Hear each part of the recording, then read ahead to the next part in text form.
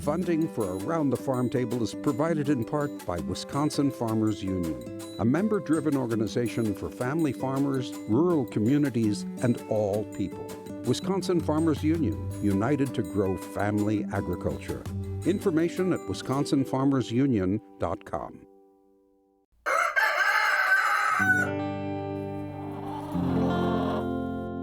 Welcome to the farm. My husband Joe and I bought the place from my parents, about a month ago. We're celebrating by inviting some friends and neighbors over for a Scandinavian smorgasbord. First, I need to pick up a few farm fresh ingredients over at Castle Rock Dairy, where we'll get some cream and some blue cheese. Then I'll head out to the ice and see if I can do a little ice fishing with my friends and maybe reel something in. And then it's down to Lonesome Stone Mill to pick up rye flour for the all-important Danish rye bread. Gather with us around the farm table. I'm your host, Inga Witcher. Gather with us around the farm table. A few years ago, I moved up to Wisconsin. I started an organic dairy farm at St. Isidore's Mead. That's when I discovered the abundance of Midwestern local food and small-scale farmers, growing everything from green zebra tomatoes to pasture pork. I'm taking a break from the cows, hitting the road, and seeing if I can't satisfy my epicurious appetite.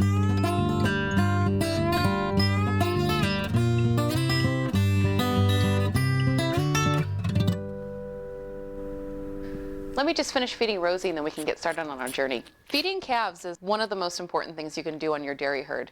The calves are the next generation of your farm, so you really have to treat them gently and with a lot of respect. I've found in the last 6 years that I've been farming that how you feed the animal is just as important as what you're feeding that animal. According to Dr. Detloff, there's three different things you need to think about when you're feeding your calf. Number one is the position of the head. That head needs to be in the upward position, just like it's drinking milk from its mother.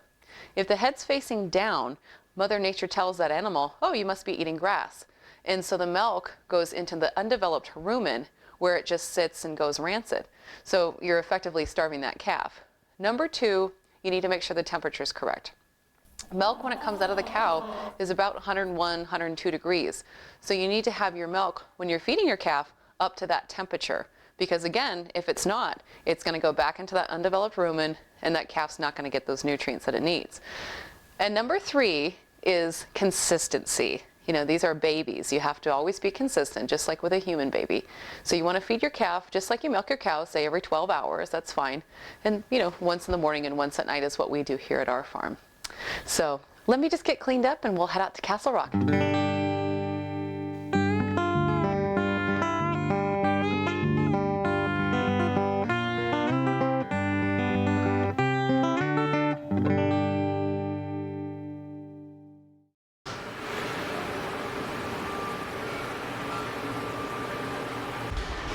Hey Jake. Hi there, how are you? Good. That's good. You know, one of my favorite things is every Tuesday I see the Castle Rock truck going by to deliver milk to some of my neighbors. Yep. I think it's so neat that that's still happening in this generation, this era. The home delivery part came in when we started delivering ourselves. We started up in the Eau Claire area. We have about 150 home delivery customers, and in the Chippewa and Eau Claire area. We just thought that was neat, taking product right straight to the customer. Now, I was introduced to you guys through my father, who started his cheesemaker's apprenticeship here. It's interesting because the state of Wisconsin is one of the only states where you have to have a license to be a cheesemaker. What kind of process did you have to go through to get that license? You got to take so many short courses, either at River Falls or Madison. There's like 6 different short courses you have to take, and a few other ones, and then so many hours, 240 hours, I think. That's what you need for an internship. Wow. And you've had a couple of interns here doing their hours to get their... Yep, your dad was the second one, and then we had one while your dad was here too, so we've had 3 now. That's nice. That's really great that you offer that mentorship for up-and-coming cheesemakers. Yeah, no, I think there's a lot of opportunity out there, and we need more. Well, I'm having a smorgasbord because Joe and I just purchased the farm from my dad. I don't know if you knew that. So now Yep. I'm officially tied down. Yeah. Yeah. But so we're celebrating with a smorgasbord because of our Scandinavian heritage, Okay. and I just thought it would be fun. But I want to make butter, and this is totally embarrassing because I have my own dairy herd, but they're all dry except Yep. for one cow. So I need some cream. Yep. And I was hoping to get an assortment Yeah. of cheeses too. And my mom's down at the cave, and she'll get you some specialty cheeses for your smorgasbord and Okay. stuff like that. I'll so. just grab the cream, and then I can just drive myself down the. Just drive cave. yourself That's down the okay. cave. They're all down there. Okay. Well, thanks, Jake. Thank I'll you. see soon. Have a great day.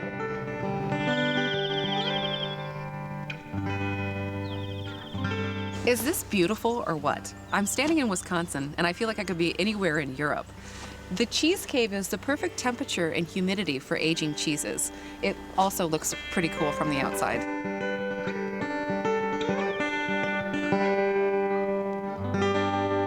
Oh, hey, Carla. Hi, how are you? Good. Nice to see you. Nice to see you. This is a cool cave. Why did you guys want to age your cheese in a cave? Well, when we first started, we actually had it up in the cooler, and as milk production increased and stuff, we had to find another place to do it. So this And is where you age the cheese and you also cut it down we here are, too. Yep, we do all that down here. What's the history of Castle Rock Dairy? When did you guys start the business? So in '97, we first went to the organic conference, and that is when we came home. I think in February is when that usually is, and told our sons, we're going organic, you know, and we had to return everything we had bought for crops for that next year no. and everything. So that was the beginning of our organic process. Was there a learning curve or was it pretty? Oh yeah. Yeah. It's a real big learning curve, and especially we were one of the first ones in this area Yeah. to do it. Yeah. People thought we were crazy when they saw all the weeds, and we just assured them they were organic weeds, they'd be just fine. You know? And after you get the ground totally working right, the weeds aren't there. So Yeah. then they were asking us questions about, wow, how do you do that now? You know? And we actually bought cattle back in 2003.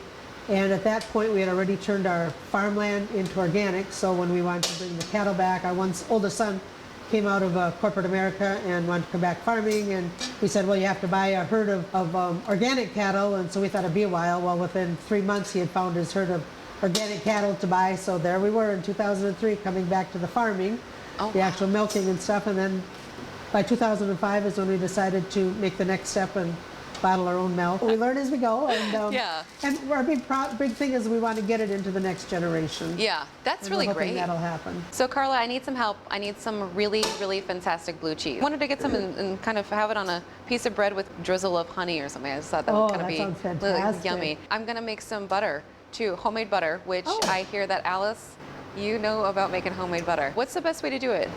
Well, we have a daisy butter churn. So Okay. it's, you have to get the cream up to about 65 degrees, and then you pour it in.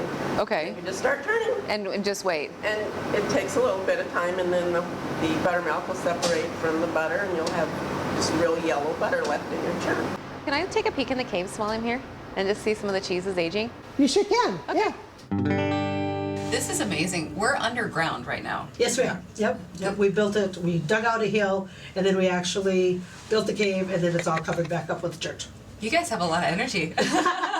We have a number of family members that stay with us and help us. It helps. I thought you'd get a kick out of this, Carlos, because you're a dairy farm woman. Yes. Traditionally, it was the women who always milked the cows, and then they would stay inside and make the cheese and make the butter and everything else, while the men would go out and farm. And so I always think it's funny because people always say, "You're a dairy farmer?" Like, Yeah. it's been happening like that for a billion years. One summer before we bought our first farm was I milked every day of the summer. Everybody booked me in. Yes, I do feel women do an awful lot. They wouldn't make it without us women. I agree. So, Carla, if I go away on vacation or something, will you come milk cows at my house? I will. Where Yeah. can we find the blue cheese? That would be in the next cave. Great.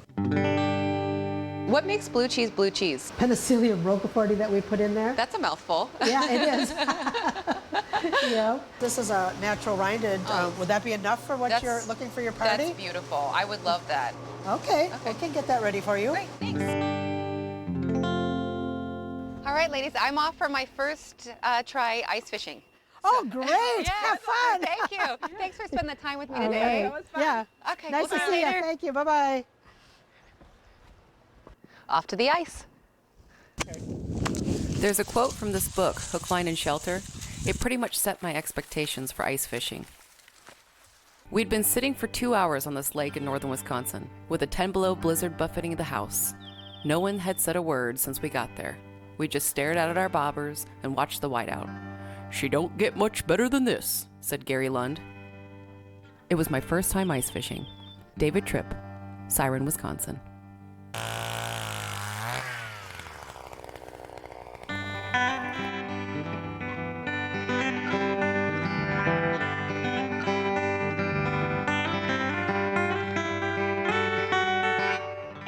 We got a poll for you here. Do you want to join us? Yeah, I do. What's the deal here? This is like literally my very first time out on the ice, and I'm a little bit nervous because I'm from, Washington State, where we don't have, 20 inches of ice.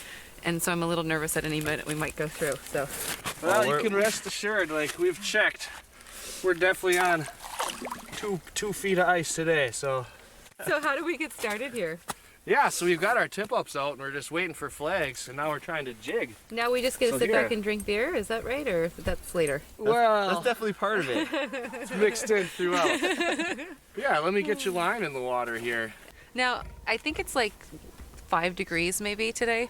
What is the draw to come out here when it's this cold? It's just all about providing our own food. Yeah. That's the biggest appeal to me, especially if you see at the grocery store the price that you pay for fish. Yeah. A walleye dinner, that's pretty valuable. Since I was a kid, probably as soon as I could walk, I was out of the ice. I don't know, really? 5, 6 years old. So it's just, you're a native Wisconsinite and it's just part of the culture? Yep, I grew up up north around Minocqua, and ever since I can remember, all my friends and family have always fished, Yeah. both during the summer and ice fishing.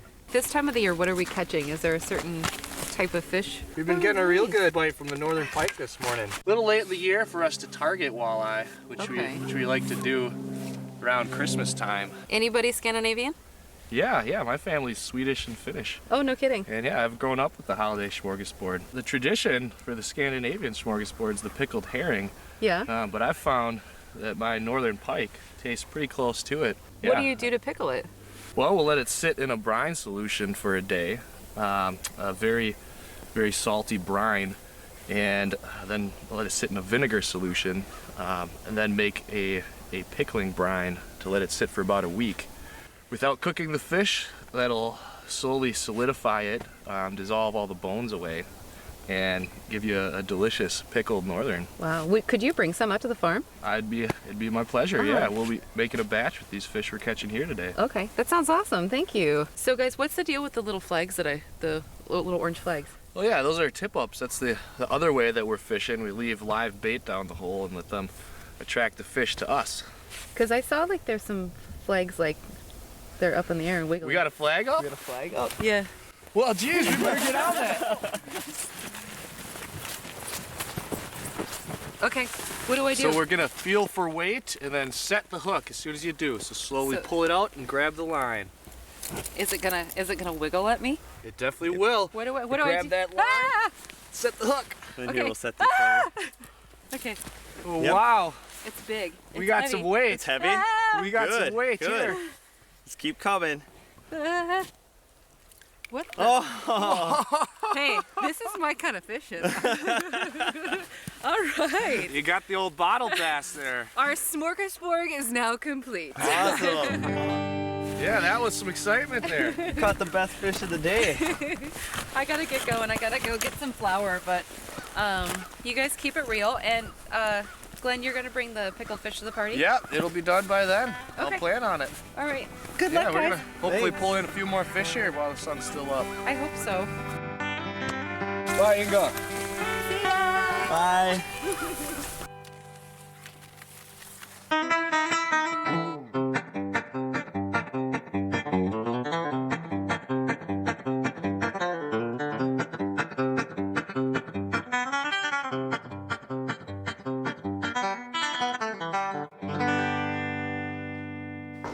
Hi, Gilbert. How are you doing today? I'm good. I'm Am I good. interrupting anything? Oh, it can wait. So I came down to pick up some flour. I'm going to make a Danish rye bread. And where else would anyone go for quality flour in Wisconsin? Well, thank you. That's what we do here. And it's great that you're giving these farmers an opportunity to stay on their land and continue to make a living and stay put instead of having to have off-farm income. And I know that all your farmers, they do the biological farming. That healthy small grain is what we're looking for, because it's going to have a very flavorful grain. And then we want to mill it in a way that we're going to preserve that quality.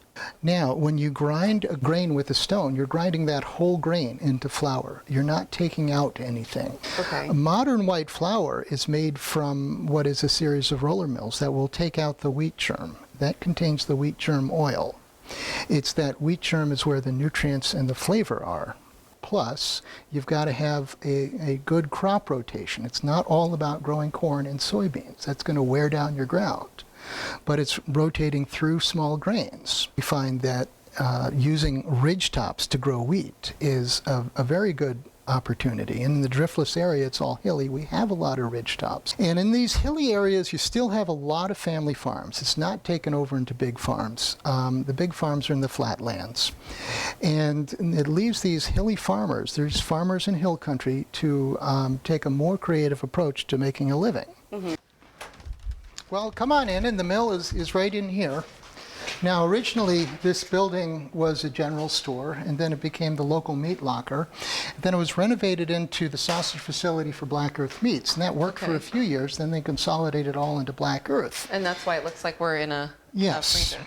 this was a freezer. So do you just pour the grains in there, or do you have a chute? Right now we're still pouring grains in. I still pour my milk in like that, so Yeah, I'm right there with you. So many things of this little company are based on used equipment. Uh-huh. And it takes a lot of, well, just creative energy to make the process work. Yeah. I had a younger guy working for me, Jeremy Lynch. One day he came to me after we had cleaned some wheat, and he said, you know, I took some of that rye home and I took some of that wheat home, and, well, they made great pancakes. And that was kind of the stumble upon. That was the discovery. Okay, well, tell you what, let's get our coats on, and I'll go show you the seed cleaning mill. Okay. Well, this is a 1947 Clipper 29D. I think about the most popular model they made in the day, and this is the primary grain cleaning system that we use. She ran up until 2008 with the original owner, got knocked out in the flood, and we bought it for parts in 2009. Took all summer to get it running again, and her name is Mary Ellen Carter. I like. Why did you name her that? Well, it's themed on determination. It took quite a bit to get it going again. This runs almost every day during what is from about July to October. So is this the first process then, when the farmer brings the crop in, this is the first process? At the time of harvest, we clean the grain. That is, you want to take out the weed seeds, the chaff, anything you don't want in there. Yeah. Well, this has been so educational. And if I ever decide to stop milking cows, I want to move down to this part of the country and start growing crops for you. Well, I need to pick up some rye flour to make this bread, and then I got to get back and start cooking. Sure. So let's get started right away. We're going to make butter first.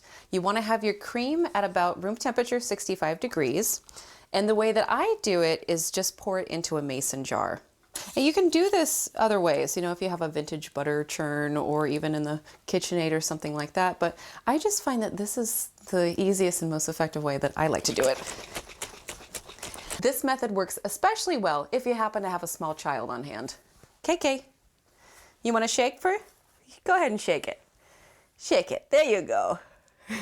It's going to get to a point where you feel like giving up. You feel like it's not happening.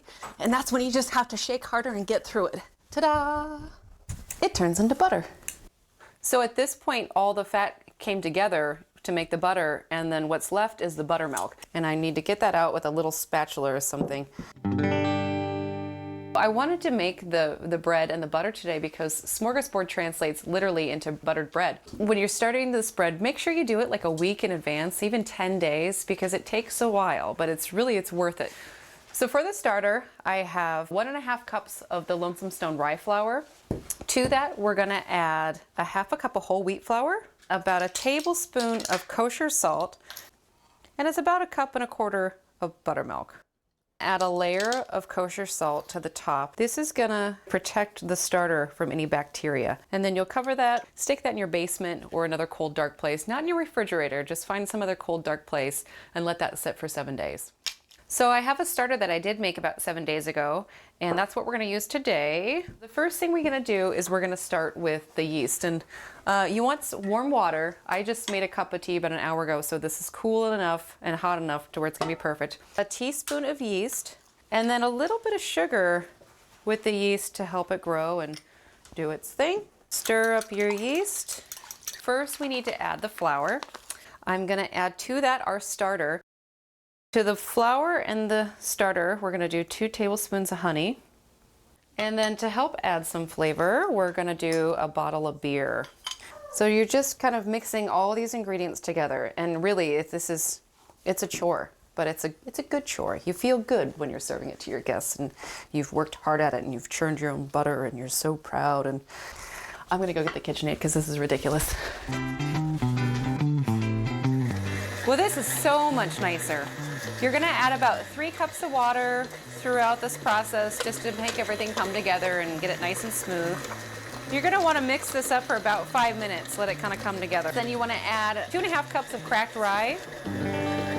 After you've got your batter thoroughly mixed, you'll just spoon it out into a 3-liter bread pan. This reminds me of last summer when I had to mix up all kinds of concrete and lay it down on my milk house floor because I had some cracks in there, and you don't want to have cracks in your milk house floor. My great uncle was a concrete layer, so maybe I channeled it. After you've got the dough in the pan, just leave it sit for 6 hours, and then you're going to bake it at 350 for 2 hours. Here's an important thing. Every half an hour while it's baking, spritz a little bit of water in there to add some moisture and humidity.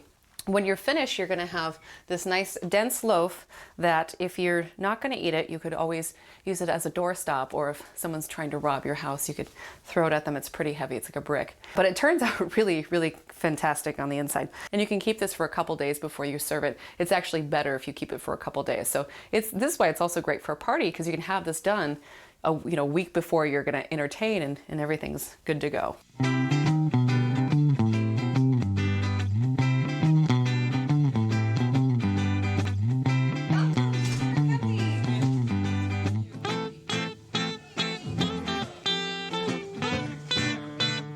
Serve the pickled northern with chopped eggs, creme fraiche, and a sprig of dill. Complement the Castle Rock blue cheese with local honey, sliced apples, and garnish with chives. Pickled beets pairs well with the buttered rye bread and egg salad.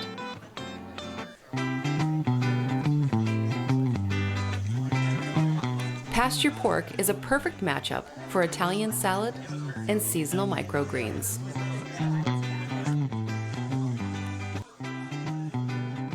It's traditional to serve aquavit as an accompaniment for your smorgasbord. For a local variety, try Gamble Ode, Dill Aquavit, made in New Richmond, Wisconsin.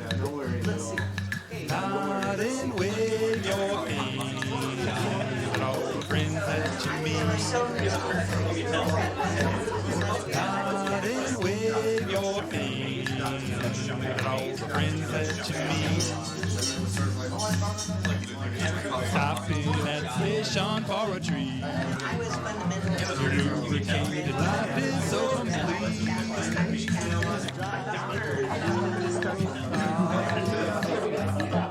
I hope you enjoyed Ingeborg's Smorgasbord, and I hope you'll gather with us next time around the farm table. Cheers!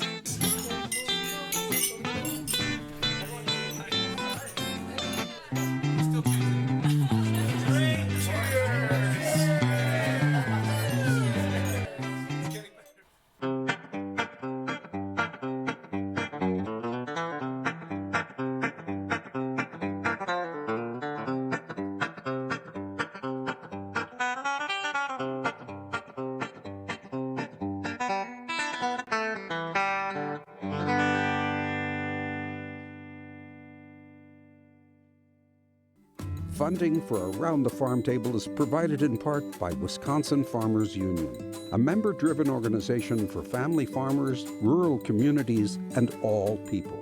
Wisconsin Farmers Union, united to grow family agriculture. Information at wisconsinfarmersunion.com.